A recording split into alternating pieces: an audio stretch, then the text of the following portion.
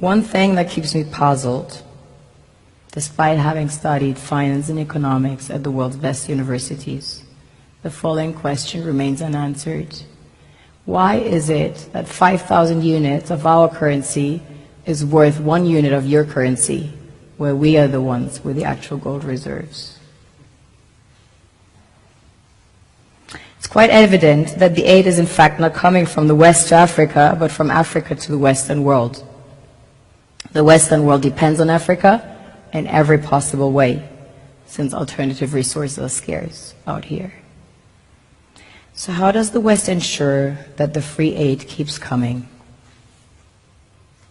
By systematically destabilizing the wealthiest African nations and their systems, and all that backed by huge PR campaigns, leaving the entire world under the impression that Africa is poor and dying and merely surviving on the mercy of the West. Well done, Oxfam, UNICEF, Red Cross, Life Aid, and all the other organizations that continuously run multi-million-dollar advertisement campaigns depicting charity porn to sustain that image of Africa globally. Ad campaigns paid for by innocent people under the impression to help with their donations. While one hand gives under the flashing lights of cameras, the other takes in the shadows. We all know the dollar is worthless, while the euro is merely charged with German intellect and technology, and maybe some Italian pasta.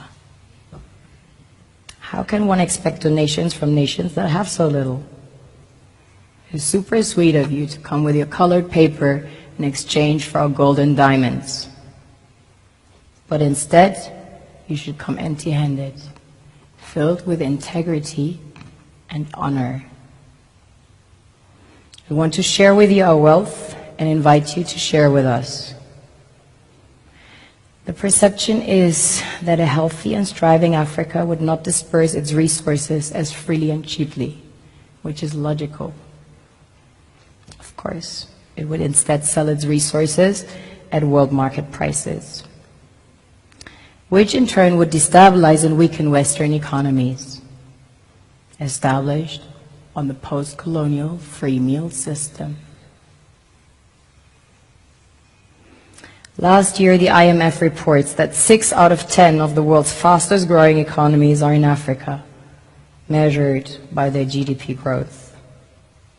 The French Treasury, for example, is receiving about $500 billion year in, year out, in foreign exchange reserves from African countries based on colonial debt they forced them to pay. Former French President Jacques Chirac stated in an interview recently that we have to be honest and acknowledge that a big part of the money in our banks comes precisely from the exploitation of the African continent. In 2008, he stated that without Africa, France will slide down in the rank of a third world power.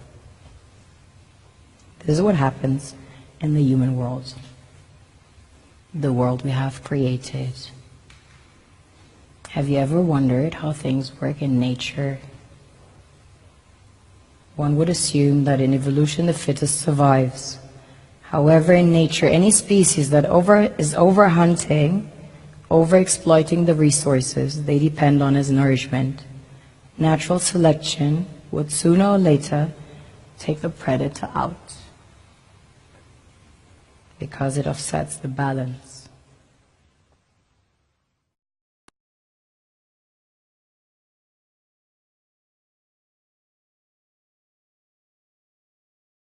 On oublie seulement une chose, c'est qu'une grande partie de l'argent qui est dans notre porte-monnaie vient précisément de l'exploitation, depuis des siècles, de l'Afrique. Pas uniquement, mais beaucoup viennent de l'exploitation de l'Afrique.